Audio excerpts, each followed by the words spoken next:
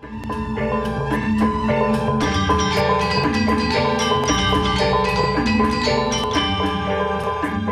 have with me now Marcus Sean McBain, who has made a brilliant movie called The Rites of Peace, and it particularly looks at a specific Balinese ceremony. Marcus, welcome to the show. Thank you. I'm not going to try and pronounce the name of your film because my pronunciations are becoming legendary. So the real title of your film? The name of the ceremony is the Madewasraya. Right. Now this is a ceremony I believe is over 1,000 years old, and it happens on a regular basis. This is correct? That's right. Yeah. It was first recorded in the year 1100 on the Prasasti tablets, which are very old stone tablets. Yeah. Which they carry and are very, very sacred, written in Jawa Kuning. And from the transcription, they still perform the ceremony today.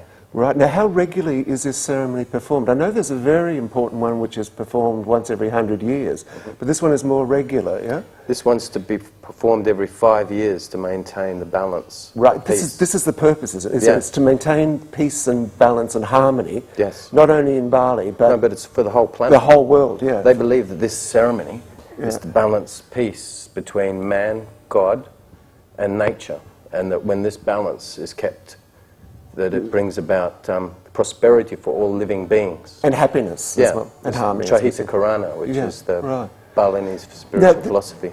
This ceremony wasn't performed in 2001. Apparently there was like financial reasons at the time. Bali was going through an economic crisis, and they didn't perform the ceremony. And then, of course, the following year there was the bomb, and it became a big effort to make sure the ceremony happened in 2006. Yeah. This is correct? Yeah. Yeah, they were meant to perform it, but due to budget reasons, the ceremony takes 6 months to prepare. This is why holy water has to be gathered from different countries and brought together and mixed for the ceremony. So 6 months preparation for like an 8-day ceremony in itself. I saw this... But it's actually not, it's a month and a half. Really? Right. It goes from the new moon to the full moon back to the new moon again. And the ceremony is going on the whole time during that month? Yeah, different parts every day. And so each part is like a part of Balinese life. The ceremonies that they perform monthly or weekly for the different things, like Nyepi, which they perform here. There's a Nyepi which is held as part of that ceremony as well. Yeah. I saw it in your film, what was interesting too, things like the holy water had to be specially prepared, and animals had to be chosen for the ceremony, and then a young boy and girl have to be selected to be representative of purity and innocence, I guess. Yeah. And this all takes place in this 6 months preparation. Yeah. Now, about the film itself, I found the film absolutely fantastic. I really, really enjoyed watching it.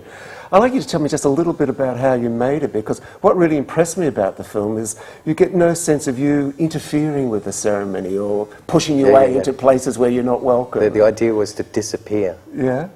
So we spent a month and a half actually up there doing it. And during the time, we got so familiar with the people as part of the ceremony there that we disappeared. They just accepted you as part of the scenery. Yeah, we were able to bring in big equipment and stuff into a ceremony, which hadn't been done before because it usually interferes. Exactly, yeah. And we disappeared and became part of the ceremony. So you had a very privileged experience then. It was an incredible experience to be up there and spend that time and the knowledge gained. The show itself, I shouldn't call it the show, the ceremony when you see it is just staggering, like the costumes and all this stuff, the dancing which goes on, the barongs which come out. Yeah, so deep, the meanings of each of those things. But it's a real spectacle sort of thing. But also, your film itself, I like the way you edit it, the way you put it together. Did it take long to put it together? It took almost 1.5 to 2 years to edit. Right.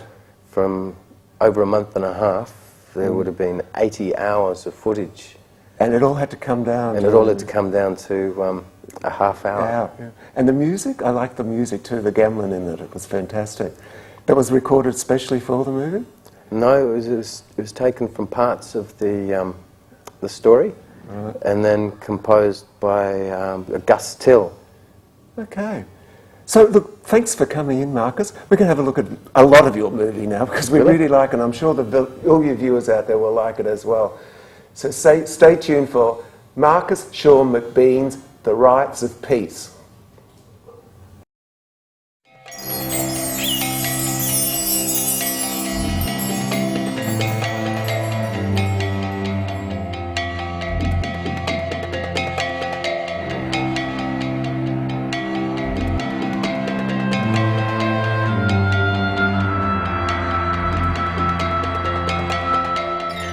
The rites of peace are as old as the rites of war. But few have the endurance of the Madewasraya. It's been performed by the Balinese unchanged for over 1,000 years. It isn't just a prayer for peace. It's an extravaganza of focused intention. More than 100,000 people. 6 months of preparation for 8 days of power. It's a surviving vestige of the mystical kingdoms of medieval Java. But it also gives a glimpse of the common threads at the root of all our religions, and of a time when the supernatural ruled the world. Sraya means giving back, cleansing ourselves, leaving new space for peace. Peace amongst ourselves, peace with nature, and peace with the great unseen beyond us, by whatever names we choose. In today's world, the Madewasraya has particular edge. This is the story of the greatest of Balinese peace rites, first recorded over 1,000 years ago and performed again in all its glory in 2006.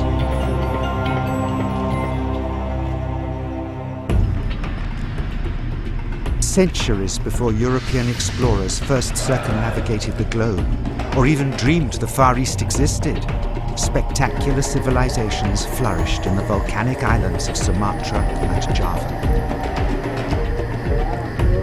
From the first millennium AD, their traces survive in such temple complexes as Prambanan to Hindu gods, and Borobudur to Buddhism. The greatest religious structure south of the equator, Borobudur was built 200 years before the first cathedrals of medieval Europe, by a people who abruptly vanished beneath the volcanic ash of one of Mount Merapi's eruptions. From as early as the 8th century, Bali was being influenced by the Indianized dynasties of Java. But whereas they had combined both Buddhism and Hinduism in a single mix, in Bali, 9 conflicting sects had arisen, and it was to unite all these under one belief, one God of 3 faces, that in the reign of King Udayana, the first recorded Madewasraya in Bali took place here in the year 1011 AD, as written on these actual tablets. It is written in the transcript of Hairawang, while the world in bad condition, and this harmony between human relationship happened, then Madewasraya must be done. It's here that the great peace rite was performed since before the birth of Genghis Khan. When Tuluk Biu was destroyed by the 1926 earthquake, its power relics, including its holy tablets, were distributed amongst neighbouring communities. They're now brought forth and carried in procession in arks, like the Ark of the Covenant of biblical times. And most sacred of all, the Prastasti tablets, made of copper and inscribed in Jawa Kuning, one of the ancient Vedic languages brought from India by the kingdoms of Java. The great dynasties of Java had arisen from controlling the sea trade in spices to India and China, until eventually the Majapahit Empire had ranged from mainland Burma and Siam throughout much of modern-day Indonesia, or Nusantara as it was called. It was to unify this broad dominion that the second recorded rites of peace took place here in the year 1350 under Gajah Mada. The Majapahit Empire survived until the early 1500s. Later branches in their unification process also embraced Islam that spread through Java and Sumatra, fast becoming the dominant religion in Indonesia till this day. The royal Hindu-Buddhist households, together with all their priests, returned to the island of Bali.